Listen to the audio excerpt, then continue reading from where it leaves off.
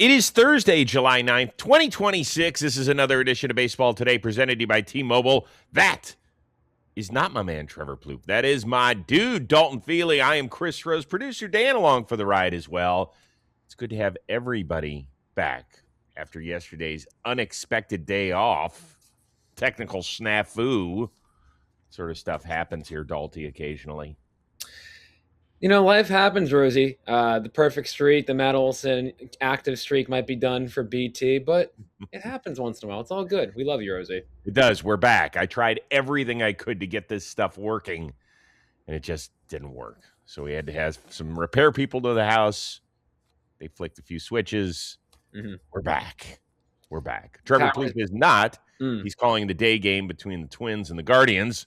Guardians trying to salvage something there. We'll be talking all Twins on Friday's show when he returns. We don't want that happening. But we got a lot to get to here. And we're going to start off now with I guess it is technically a tip of the cap to the Dodgers broadcast team of Joe Davis and Eric Karros. We'll take you to the bottom of the first. Alex Call has already used one of the Dodgers challenges. He didn't nail that one. Right. So let's see how he did with time number 2 in the first at bat in the first inning. Hughes to the plate and Call. Take strike 2. Oh, no. So the first one was okay. I can kind of see it because it's a 2-0 count or 1-1, but you can't use 2 challenges. I mean, that just,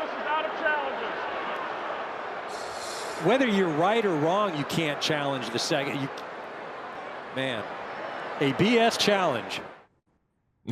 That's okay. Well, that's done. Great. I texted him after that. I was like, you made it funny. He goes, I'm just here to entertain, dude. That was a good one. And I mean, it was perfectly said. Like, if you lose the first one, you can't use the second one. And the second one was even more egregious. Like, that ball, like the entire ball was in the zone. First one, there was some slack. It's tough.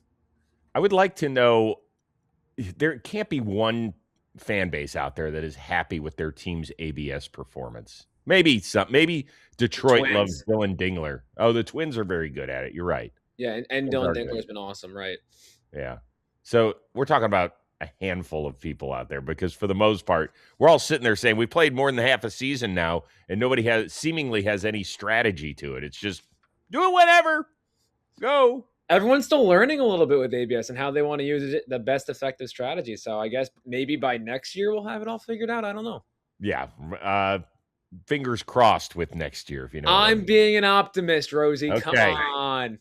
Let's start it off with our most valuable moment. It is powered by Amazon. And just like Amazon helps you find the most value for every dollar during back-to-school season, we're going to break down the most valuable moment from last night and what made it stand out. What made it stand out was the fact that Mike Trout was back. He was activated off of the injured list prior to Wednesday's game, and boy, was he active.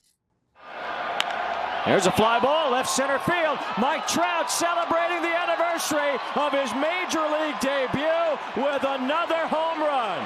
15 years to the day of his first big league game. Mike Trout adds another home run.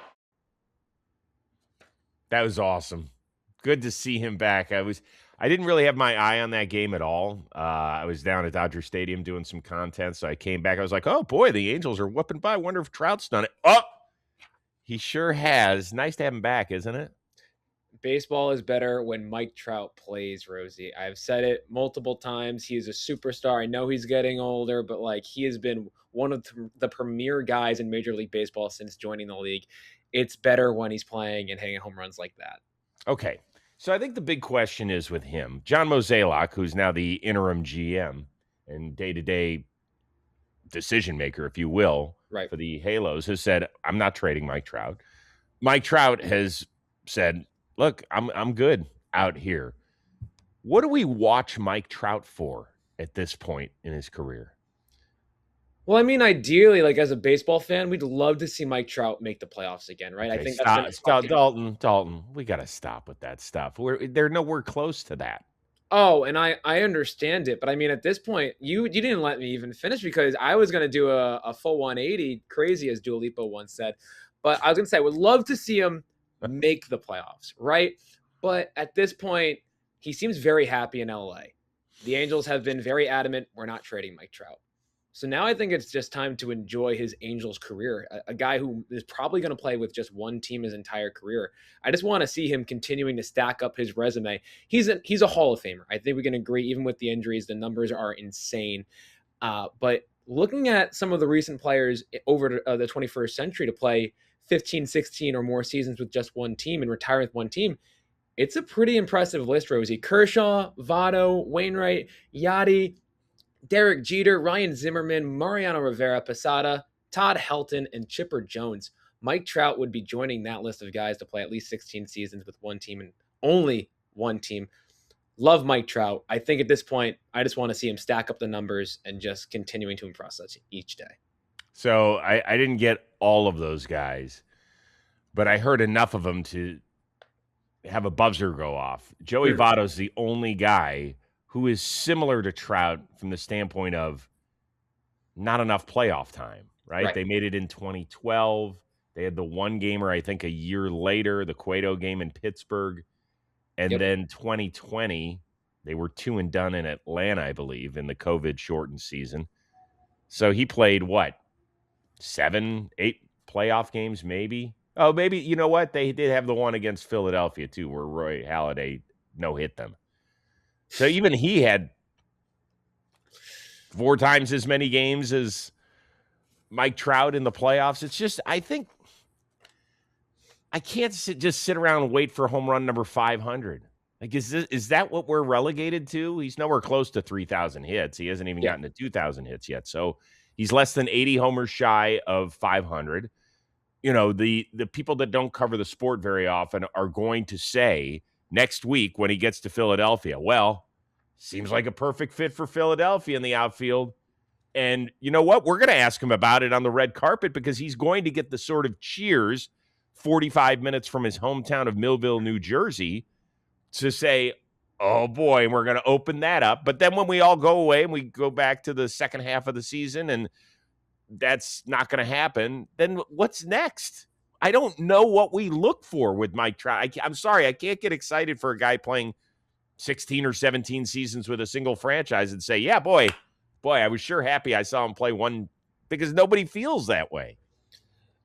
I understand that, Rosie. I just don't think, like, I try to be an optimist. I just don't know what they would do. Like, I just really don't think the Angels are going to move off of him. And if they don't, that's the only thing I think we can really look forward to. Just be like, enjoy him as he continues to play day in and day out at this point. Well, let's be honest.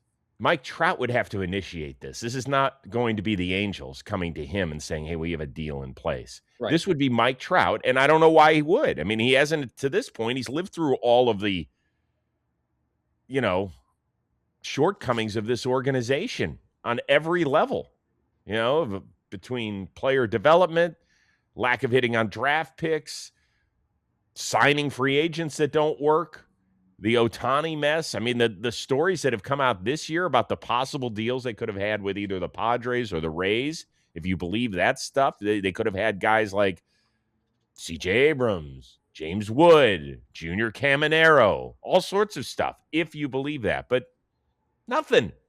I just think it's going to go down as one of the wasted all-time careers in the history of the sport, and I can't get past that. If somebody else can throw it in the comments, what else I have to look forward to with Mike Trout, I'd love to hear, because I'm not trying to be a negative Nelly, but I can't find one thing.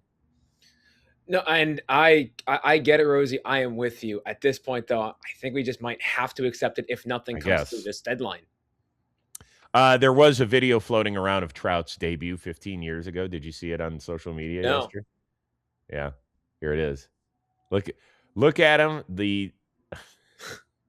He flies out to Ichiro to start out his career. That's pretty good. One Hall of Famer to another. That's funny. Yeah. I actually dug those Halos uniforms back in the day. Yeah, a little vintage. Good. The F9 to Ichiro. That's a good potential trivia question. Who did Mike Trout get out to in his first AB? Oh, he just flew out to another Hall of Famer. Yeah, no big deal. Here's his best swing of the night right here, a line out to center. He thought this was going to drop. He was like, oh, man, I'm going to bust it out of the box. Oh, no. Just hung up there too much. Well, he's provided a ton of great moments.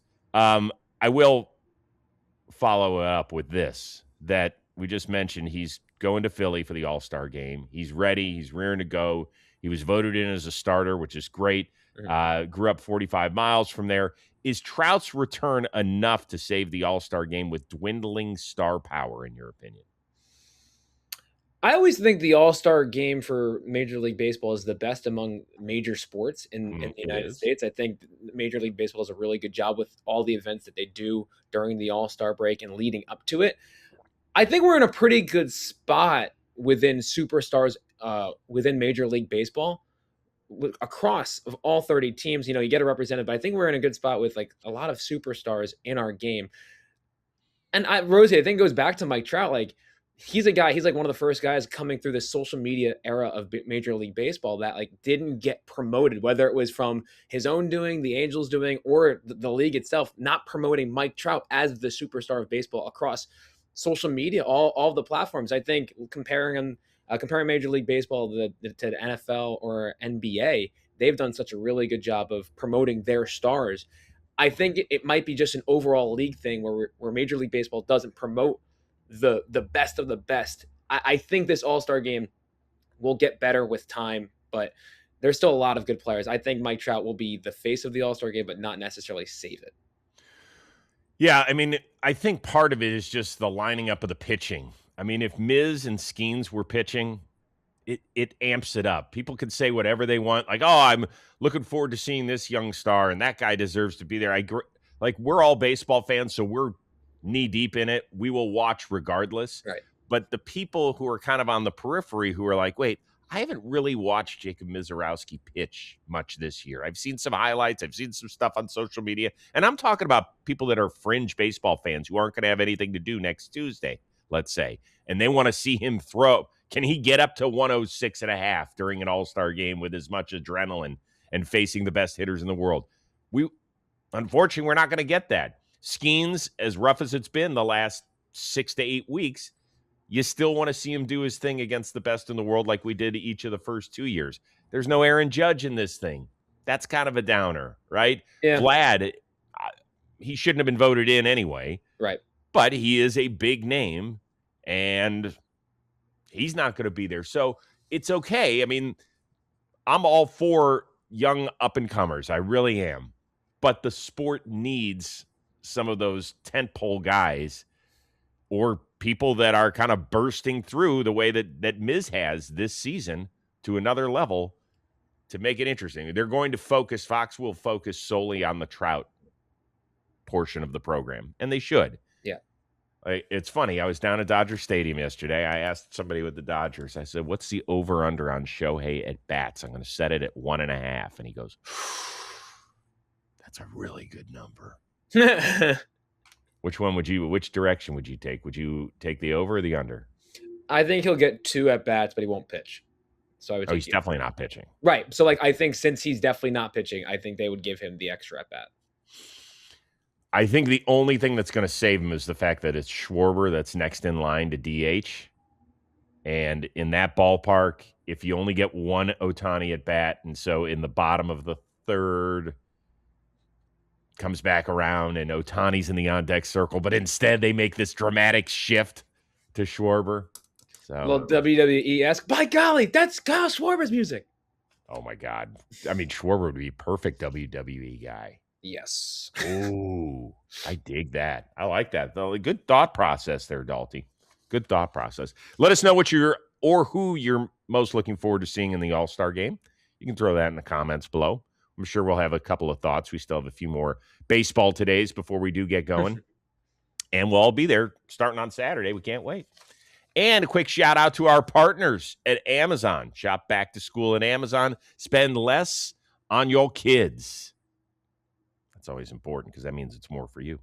Cubs are getting warm, leading the National League wild card chase thanks to their MVP, PCA.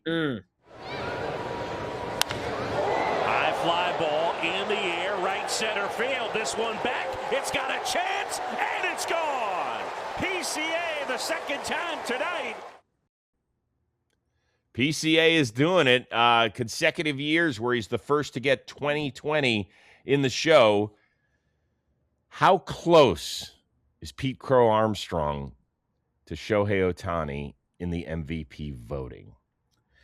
I will say, Rosie, the problem with the NL MVP case, like Shohei Ohtani is a unicorn. Like we say it all the time, but it's just so special because it's not only that Ohtani hits and pitches, which is impressive in its own right.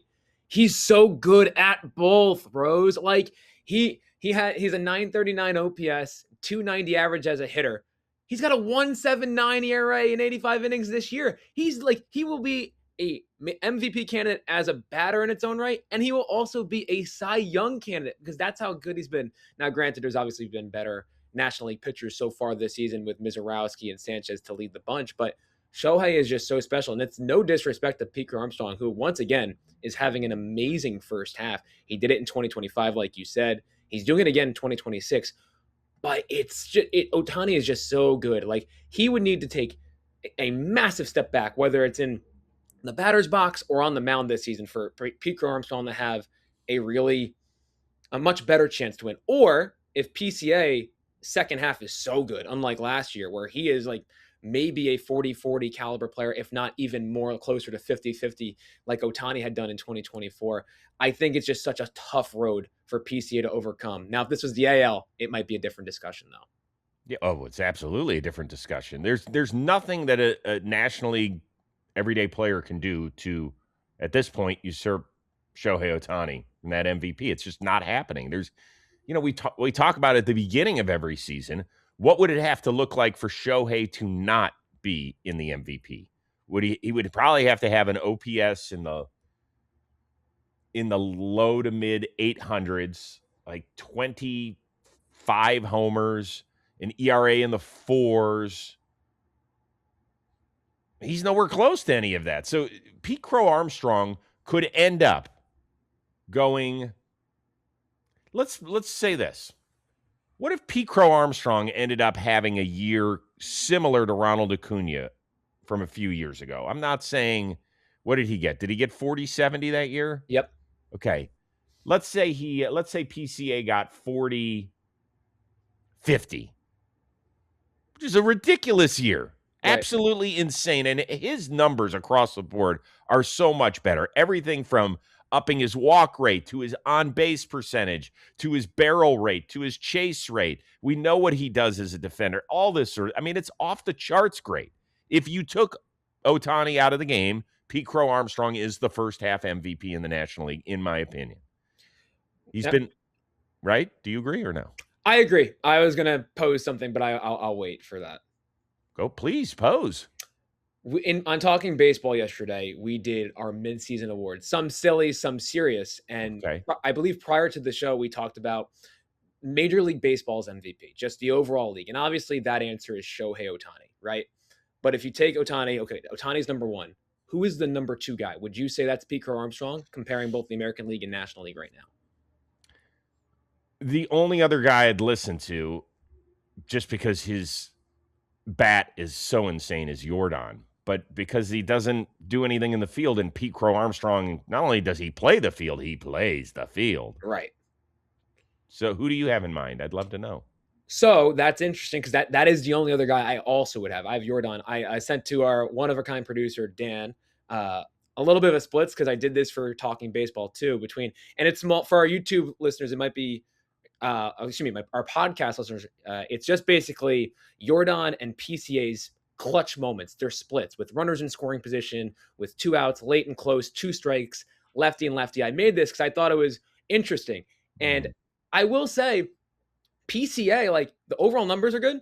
His splits have been very good too. And I was like a little bit surprised by that. He's been getting so much better left on left. And I think that was one of his biggest flaws in his game offensively. Yordan's numbers are insane in every category. Like he is right now the best pure hitter in baseball. But, and tell me if you agree or disagree, but with PCA, how good he is defensively playing the field every day. Like I still lean PCA, but I also want to appreciate how freaking good Yordan Alvarez is right now. Because like that bat is insane. It is. And he's my vote for AL MVP at this point. I wonder if 15 or 20 years from now, and it's similar to when Jordan was on his ridiculous run and winning 6 regular season MVPs. Karl Malone might have, I'm not going to say stolen one or two, but took one or two. There were a lot of people who were like, hey, yeah, you weren't going to win a ring when Jordan was with the Bulls, other than when he was trying to swing a bat with the Birmingham Barons. And you weren't probably going to take the MVP from him. So, but if you were like runner up in either of those, you are great. I wonder if we're going to feel the same way with players in the National League during Shohei's first 5 years as a Dodger. He's going to make it 3 for 3 as an MVP with the Dodgers. Are we going to look at those guys who finished runner up and say, man, they would have been the MVP if we just didn't have this one-of-a-kind dude? Absolutely, Rosie. Ohtani's a unicorn. He is so good. And I think when we're talking about his 2026, this is the hardest year to overcome him, because remember when he joined the Dodgers in 2024, he hadn't pitched yet. He was recovering from Tommy John surgery. And he said, okay, you know what? I'm just going to go 50-50. No big deal. I'll just become the first player to ever do that. So PCA could have an amazing season. And right now he really is. He is the number 2 guy in Major League Baseball. It's just we have a living legend in the sport right now as the number 1 guy. One thing we do have to remember with PCA is that he had a great first half, started to tumble in early July last year, and then kind of fell by the wayside. So first half last year, 25 homers, 27 steals. He would have just 6 homers and 8 steals after the All-Star break. And remember, they dumped him all the way down in the lineup. Like, people had to really kind of build up his confidence again. I hope that doesn't happen to him again. Perhaps he has learned from last season, and we'll see. And by the way, there would be no shame in finishing runner-up to Shohei Ohtani in the MVP voting. 1,000%. Yeah. I would like to know everybody's kind of top 5 for the NL, or top 3 if you want to put it out there. You don't even have to put Shohei. Just put 2, 3, 4. Like, we get it. We're good there. We're good there. Today's episode of Baseball Today is sponsored by Best Western Hotels and Resorts. Summer baseball means road trips, driving out to catch a series in a city you've never been, flying somewhere just to catch your team play. And when you're making those trips, where you stay can either add to the experience or simply get in the way. Well, you know what? Best Western gets it. With over 4,000 hotels worldwide, they've built a network that puts you close to the action. Locations near the stadium, talking about easy parking. You got breakfast ready before a day game, a reliable home base in between the action. So all the energy goes toward the game itself, not those gnarly logistics. The win's never guaranteed, but a great stay is.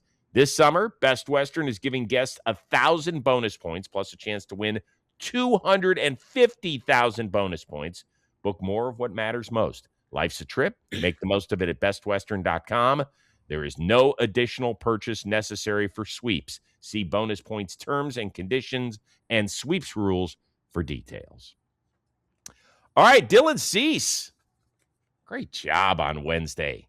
He almost joined a very short list of players to have a no-hitter in both leagues. Of course, he got one for the Padres a couple of seasons ago in our nation's capital. Wednesday, he almost earned another for the Jays by the Bays. And it's lined into center, a base hit to lead off the top of the 9th inning. The first hit of the ball game for the Giants.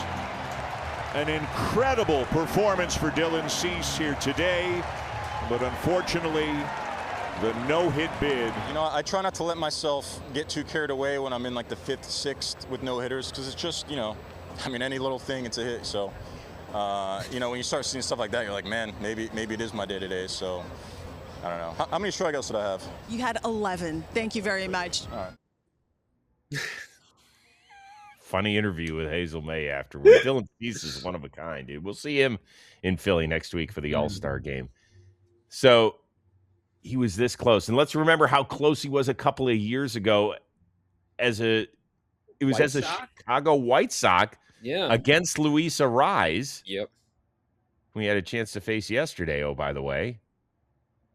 Yeah, there were 2 outs in the 9th in that one, I think, when Arraez got the hit. You beat me to the punch. I was going to bring that up. Yeah, he get 2 outs. It was like 115-ish pitches. Like, yeah, in Chicago. Mm-hmm. Wow. He's one of those pitchers that has good enough stuff. With him, it's always the pitch count you worry about. And I want to give John Schneider some credit. He said after the game, I'm a fan of baseball. If a guy has a chance to throw a no-hitter, you let him do it. And I think you make adjustments after that. Dylan, he's done it before. He's really durable. He's in the category where you could be pretty aggressive with it. It's not very often you get to see that. So if I can let a player have the opportunity, I'm going to do it every single time. Hell yes, John Schneider. Hell yeah. Absolutely. And this is something we might be talking about later about, Jared Jones. We saw it with Yuri Perez. But hell yeah, John Schneider, 1,000% agree. Yeah. Some guys will say, I love the game of baseball. John Schneider showed us that he meant it yesterday. Now, he does have this on his side, and it's what has made Cease live up to his contract, his $175 million contract that he signed in the offseason, which I will admit, I was a tad bit skeptical. But the numbers prove otherwise. This guy has never missed a start. He started his career in 2019. He got called up in July. He made 14 starts. The next year, COVID-shortened season, he made 12. He has made either 32 or 33 starts every year on from 21 through now, and he is on pace to complete yet another season. It is pretty remarkable what he is able to do. He is durable. He is out there every 5 days. The manager doesn't have to worry about him. And oh, by the way, when he does have a high pitch count, but he has a chance to do something special in what has been a non-special year for the defending American League champs, let him roll with it. John Schneider, hell yeah. Hell yeah, Rosie. And that's the biggest part because the durability for a pitcher, when you sign that big of a contract, I think that's one of the biggest concerns because knock on wood, you just never know with pitching injuries. He's the only guy since you said in 2021 to make 32 starts in each of the last 5 seasons. He's trying to make it 6. Dylan Cease is a durable player. Knock on wood, he's been fantastic for the Blue Jays. He's living up to every penny in Toronto. And the strikeout numbers are gaudy as well. In fact, he is on pace for his 6th straight 200 strikeout season. That's reserved, at least over the last 20 to 25 years, for a bunch of guys who are either going to end up in Cooperstown or are going to end up in the discussion. I'm talking about Scherzer, Kershaw, Sale, King Felix. It's pretty good. There's not a lot of jokers that get into a list of 6 straight 200 strikeout seasons. He's a guy that's going to, as long as he continues to be healthy, get over 2,500 strikeouts in his career. If he wants to pitch until he's 40-something, he might end up in the 3,000 strikeout club. I don't know. Now, when we mention the best starting pitchers in baseball, his name will never get mentioned, even though I think he finished top 3 in the Cy Young voting a few years ago with Chicago. You won't ever bring up Dylan Cease's name, correct? Correct. I mean, right now, at current state of baseball, he is arguably the best pitcher in the American League outside of Cam Schlittler based on current performance. Right. But yes, I think the big thing, and this is going back to his contract details with Toronto, I think the biggest scared part was his ERA because he will have those outings. He will walk batters. He will give up runs. But his expected performance stats, I think his underlying metrics, which should be used to look towards the future and expect what they'll do in the future, not using those numbers for their current season. I think that's sometimes expected stats are used, maybe not in the proper way. All that being said, Rosie, his FIP was almost a point lower than his ERA. So there is going to be some positive regression going into the 2026 season, and he's showing that with the Blue Jays. Yeah, he's been great. I mentioned that he could join a very select group of pitchers that have thrown no-hitters in both leagues. I know you're a baseball nerd in the best way possible. You know 3 of them. Very well, you know 4 of them. You probably even know who the 5th is, but it would surprise you that he did it.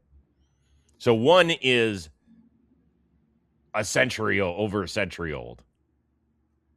The others, you definitely know some. Come on. You definitely know one. I mean, the lights are too bright right now. I'm thinking, because the names are probably, Homer Bailey's the first name that popped in my head, and he did it for the Reds. It's crazy. It's not right. No, this is wrong. The first name that popped in my head, and it's crazy, is Homer Bailey. And that's nuts. No, he did both with the Reds. The Reds, right. So it's crazy. Who's thrown the most no-hitters in baseball history? Nolan Ryan. Okay, there's one. I like it. This is what we need. This is good. Okay.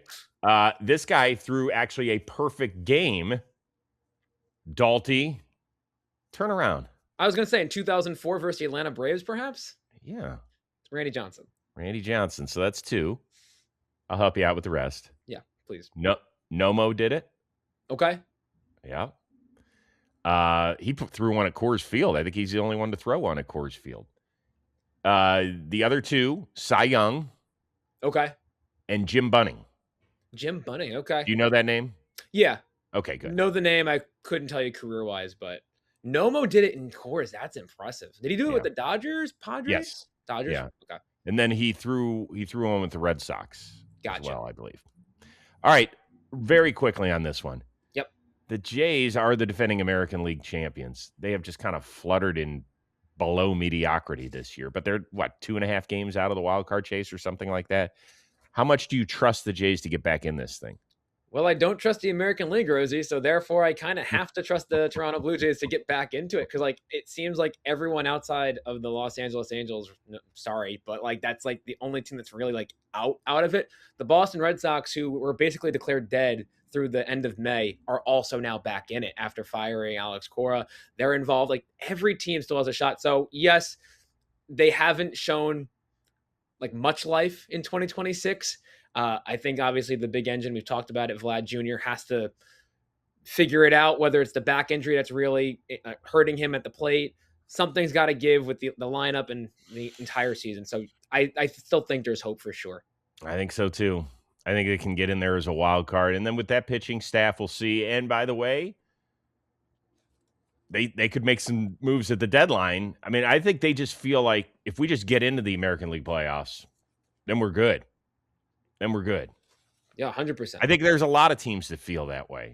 And I think it'll make for a fascinating trade deadline. I would like to see some teams step on instead of just stick around and say, well, we'll see what happens with our current roster and maybe we'll make it, maybe we won't. No, go make a stand. There's not one team in the American League that plays so much bully ball that you'll feel like it's a major upset for you to beat them in a short series. No way. And vice versa in the National League. There's so many good teams. Which team thinks they actually don't have a shot?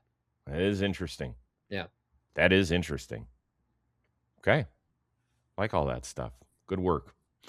All right. One of the great things about going to the ballpark, which I did yesterday, Dodger Stadium, you look around, you see a ton of John Boy Media merch.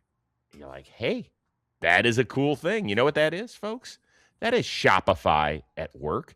When we design a product around a baseball moment, Shopify connects us directly to manufacturers so orders flow out on time. They land with fans wherever they are. What does that mean for you? There's no bottlenecks. There's no delays. And ShopPay removes the friction at checkout so the fan who finds the product actually follows through on the purchase. That combination of reach and conversion, that makes the whole thing work. I want to do something for you. Start your free trial at shopify.com/today. We need you in that John Boy Media merch when we see you at a ballpark near you. All right, good news and sad news for Justin Verlander. He is a Legends pick by Commissioner Rob Manfred. We will see him next week in Philadelphia at the Midsummer Classic. The sad news, he will not pitch, much like this year because of an injury, a reality that eventually forced him to announce on Wednesday 2026 will indeed be his final season.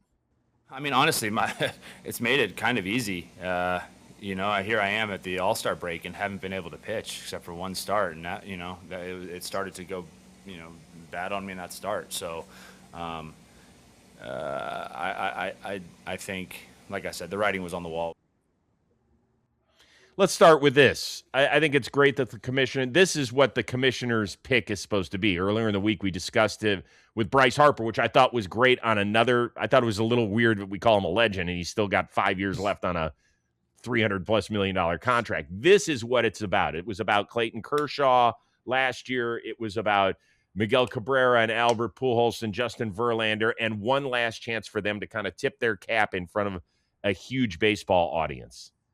Yeah, absolutely. We talked about it with the first topic in Mike Trout, right? The All-Star game, you want your superstars there. He won't be pitching because of injury, but we've seen Justin Verlander pitch for a long time, since 2005, 2006, and he's been one of the greatest players, one of the greatest pitchers over that span for a reason. So I'm very happy he's going to get his flowers. It stinks that his chase for 300 wins is going to come short due to injuries. Father Time takes another one in Major League Baseball. But shout out Justin Verlander for a fantastic career. I'm excited to see him in Philadelphia. He's a fascinating character over the years. I covered him very early in his career when I was doing Fox Saturday Baseball, and he's always been one of those guys that walks in on the days pitching in his headphones, and you couldn't talk to him. Now, I don't know what it's like now. I would imagine it probably is similar, but that's the way he did it. And one of his goals was always to be, I want to be one of the best. Like, he made no bones about it. That's who he wanted to be. And my question was going to be, if you could use a phrase to describe Justin Verlander's career, what would it be? Ooh. What I came about, and I think it's part of it, just the era he played, the last of a generation. Just the numbers he put up, because obviously the dominance performance in Detroit and Houston specifically, like, he was a guy who day in and day out would make his starts, bounce back from injuries. Like, his second half of his career, we didn't know what it would look like, because there was a couple years in Detroit where it was a little shaky to Justin Verlander's expectations, if you will. But yeah, he's chasing for 300 wins. He's over 3,500 strikeouts. We're not going to see pitchers come time when Justin Verlander and Max Scherzer retire to potentially reach those marks. And so I say, at least going when he retires, like, I'm going to use the song Kenny Rogers. You got to know when to hold him. You got to know when to fold him, know when to walk away. I think he realized just the injuries were too much to overcome at age, I think, 43. And that was that. Justin Verlander, one of the best pitchers that I've ever seen, Rosie. For me, the phrase is as good as I expected. I expected he was the second overall pick of the draft, and you heard about him, fireballer. I think he went to Old Dominion, and you're like, oh, okay, this guy's going to be interesting for a franchise that needs it. And he took it and ran with it. And an MVP, 3 Cy Youngs. He wins his first one at 28, his last one at 39. You mentioned a little bit, I'm not going to call it a donut hole because he was still pitching, but he was dealing with some injuries, some inconsistencies in his game, and we wondered if he would ever get back to that MVP Cy Young form, and he sure as hell did. And then he gets traded, which we thought was never possible. You thought, oh, my God, this guy's going to be a lifelong Tiger. They always have spent money. They're going to take care of him the way they take care of Miguel Cabrera. And he ended up in Houston. We're like, Houston? Doesn't feel like Houston. Helps him win a ring. Sticks around. Comes back to Houston. Gets another ring. Goes. It's an amazing journey. And I mentioned that he's one of these guys that there's a lot of guys that say they want to be the best ever. Like, when this guy said it, I believed him. Wow. I really believed him. A lot of it is lip service. I think this guy wanted, now, did he ruffle the feathers of some teammates along the way? Yeah. Yeah, he did. But I think he's grown up. I think he's been a fascinating watch. And I hope baseball gets him in the booth. I think the sport needs him in the booth on a national level, because I think he's got a lot of ingredients that would make him great and super insightful.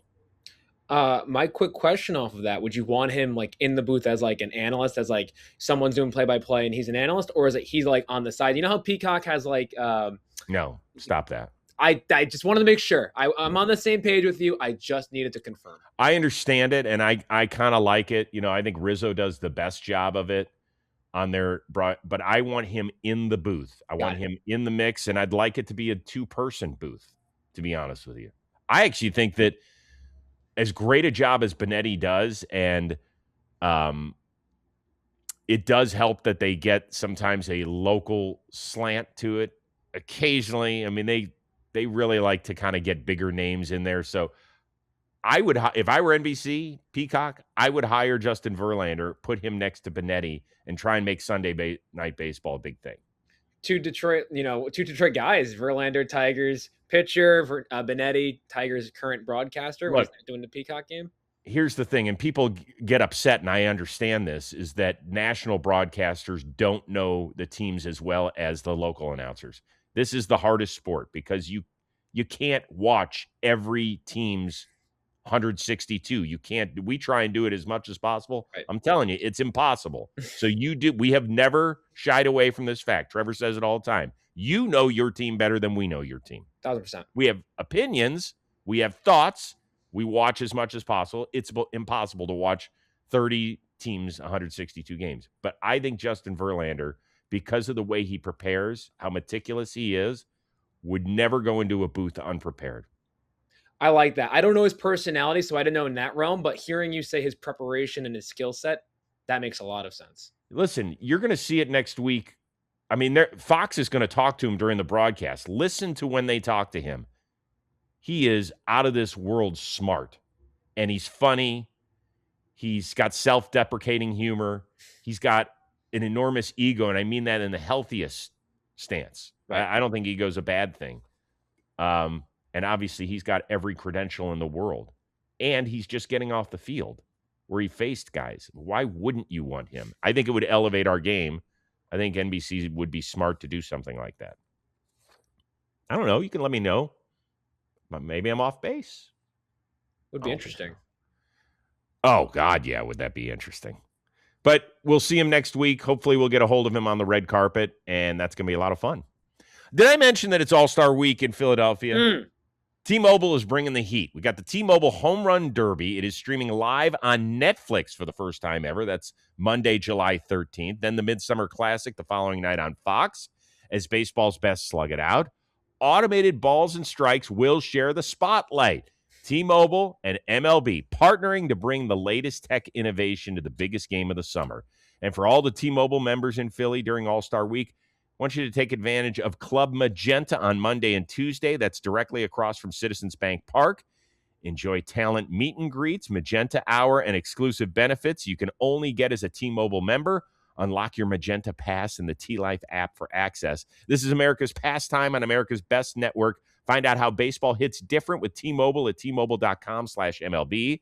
Major League Baseball trademarks and copyrights are used with permission of Major League Baseball. Visit MLB.com. T-Mobile, best mobile network in the U.S. according to Ookla Speed Test, based on analysis by Ookla of Speed Test Intelligence Data 2H 2025. Ookla trademarks used under license and reprinted with permission. Were you laughing at my Ookla? No. You weren't? No, I was. Okay, thank you.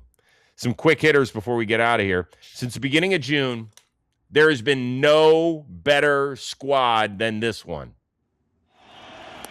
He struck him out, and the ball game is over. The Marlins tossed their 8th shutout of the season. They have won their 6th straight series at home. They've won their 9th series since the beginning of June. Yeah, that's quite a run. 2-0 winners over the Seattle Mariners. How much longer until you officially, truly hop on the bandwagon and buy in? I mean, I'm kind of bought in. I just wish they were in the American League because I think they would be like one of the dominant teams in the American League. But no worries, like 25-8 since June 1st. Like that is nothing to laugh at. Like that is super impressive. It's the first time they're 9 games over 500 since July 18th, 2023, Rosie. And they've been doing it on all cylinders. The lineup's been top 3 in average and OPS since June. Second best rotation ERA since June. And the bullpen has been more middle of the pack, but 13th in bullpen ERA. So, like, I'm kind of bought in. You got one of the best middle infields in baseball between Otto Lopez and Xavier Edwards. Kyle Stowers is back. A top 3 of Sandy, Uri, and Meyer in the rotation. I'm kind of in, Rosie. Miami's been fun. I'm curious to see what they do at the deadline because we know what they probably wanted to do, but their current play is saying otherwise. Are you talking about maybe Sandy being sent somewhere? It's always been the talk over the last couple of years. I hope they don't sell because they've been really good. They're 3 games out. They're tied with the Phillies, 3 games back of the slumping Braves. And yeah, I mean, Peter Bendix, let's go. Everybody laughed at you for that statement you made on your catchers a couple years ago. And that stuff still is floating around social media with some former ball player saying, look at the nerds that are destroying baseball. Well, that nerd happens to have his team with a better record than the New York Yankees on this day. Just want to say, just in case you're curious. Right. And yeah, they have shocked the shit out of the world. They have done an excellent job obviously building up that rotation, but it's been much more than that. I mean, they are solid up the middle, especially defensively, man. You know, Marcy makes catches left and right. Every time I open up my social media, he's making some sort of diving, game-saving catch. So they're fun, and I would like to see them add for once. You know, I don't know what the payroll allows. I'm not going to sit, they're either 29th or 30th, depending on which service you use to figure out where the payroll sits these days. But yes, I'm believing. Yes, they can make the playoffs. Yes, they could upset some team. And I don't even know how much of an upset it would be until they face the Dodgers. That would be a major upset. Now, if we're going to talk about that, I'll save that for September, October discussion. But here in the midst of July, it's cool. You mentioned Jared Jones a little bit earlier. Pulled after 6 perfect innings last night against the Atlanta Braves in a game that Atlanta actually ended up winning 3-0. Jones jokingly looked a little pissed at his manager, John Kelly, when he ran down the tunnel stairs after recording his 18th straight out. He said afterward, "I totally get it. It's just his 8th start since returning from elbow surgery." We just praised John Schneider. Do you have any ill will toward Don Kelly? It would have been tough just looking at his pitch count. Like, it would have been nice to see him go back for the 7th. I understand, especially coming off elbow surgery, right? Like, we're talking about Dylan Cease. The major difference is that, knock on wood, Dylan Cease has been super, super durable in his career. So there's a little bit more of leniency to let him try and get a no-hitter or a perfect game. Jared Jones, like, I really wish he got a shot, but I have a great stat that I have to share. It's from Jeremy Frank. Perfect pitchers being pulled, perfect games, 6 innings or later. From 1901 to 2015, Rosie, it happened 0 times. If a pitcher is perfect, we're going to let him pitch. That's a span of 115 years. Over the last decade, from 2016 to 2025, 3 times. A little bit more frequent. This week, it's happened twice. Yep. It's happened twice. And I think with Yuri, there's a little bit more of, man, I wish he stayed in the game. I think he's at 92 pitches through 7. He had been so efficient. You let him pitch the 8th. If it's a quick inning, we'll see for the 9th. Jones is a little bit harder. I think he's in the low 80s through 6, really coming off an elbow injury, where Yuri's coming off the hamstring injury. I understand it. It sucks, but I give a little bit more sympathy to the Pirates in their decision-making in this instance. Yeah. Now, on Monday's show, I blasted. It wasn't Clayton McCullough. It was the situation, because Trevor and I agreed that all 30 managers probably would have done the same thing. But I was pissed off about it, and I was like, come on, man. The guy's not going to break at 110, 115 pitches. He's just not. And you mentioned it was a hamstring injury. This is different. Right. This is an elbow injury. We know that every team nurses guys back. He was at 77 pitches, actually, last night after the 7th, after the 6th inning. But his season high is 81. So that's just not, I mean, you have to get through 3 more innings. That's going to get you to 110 or 115. And people say, well, Rose, you're talking out of both sides of your mouth. I think this is a totally different situation. You're talking about a young kid who's coming back from elbow surgery. If Yuri Perez had been coming back from elbow surgery, I would have had 0 problem with the way Clayton McCullough had done things. None whatsoever. Yep. Here, it's just part of the game that I accept now. And you had a great stat about it happening twice in the same week. I saw a stat floating around last night that Jones is the only starting pitcher in the modern era to pitch at least 6 innings, retire every batter he faced, and not get the win. That one, I can't believe. Really? Is that really possible? Yeah, I guess usually when you're perfect through 6, you go deeper into the games. You probably get 1 run at that instance, but that is a shocking stat. That doesn't seem possible. I that one I can't believe. You're throwing your challenge flag, Coach? Yeah, I am. Mookie Betts, he got the game-winning hit for the Dodgers in the 8th inning over the Colorado Rockies last night. It was the 794th game that he laced it up in Dodger blue, which is exactly the same number of games that he played as a Boston Red Sox. When it's all said and done, are fans even going to remember Mookie in Boston? Yes, and I think the big reason why is Mookie won a World Series while with Boston against his current team, which is kind of ironic. And he was an MVP winner with the Boston Red Sox. So yes, I think we will think of him as a Dodger towards the end of his career because he's going to play longer, multiple championships with the Dodgers. But I think he was so good with the Red Sox.